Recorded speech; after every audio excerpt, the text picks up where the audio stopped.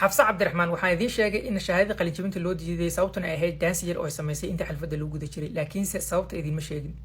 haddaba intaan sababta u guda gelin waxaan rabaa inaan idiin sheego Soomaali haddaan nahay waa isyasnaa waa iscaynaa weliba tana Soomaalinimo ayaan isku caynaa maxaa yeelay fiidiyowga aan gabadha kaga hadlayay commentigiisa wuxuu badnaa cay weliba tana cayda waxaa ka mid ahaa Soomaali haddaan inta dhulkeena soo burburinay ayaa bini'aadanka in akhlaaq darro ula tagayna. xafsa waxay dhahday sababtay u kaliftay inaan daansiga sameeyo waxay ahayd walaashay ayaan kusoo xasuusanayay oo la dilay iyadoo 14 sano jirta xabadna lagu dhuftay fursadna u helin inay ku qalinjabiso waqtigan oo kalena ay ku qaadato laakiinse arrintii humiliation iyo bahdilaad ay isku bedeshay iskuulkana waxyaalo xunxun ay ku dhaqaaqeen. haddaba waqtiyadaas oo kale dadku is taageeraan gabadha kaligeed meen ahayn oo waxa loo diiday afar gabdhood oo kale oo madow ah loo diiday dadka cadaanka waa la wada siiyay laakiinse haddii arrintu cusurinimo ahayn maxaa dadka madowga bas loogu diiday. gabadhaas Soomaali inay ahayd in kale aan ma garanayo meel ay Soomaali ku tahayna ma idin sheegin oo ma idin waa Soomaali laakiinse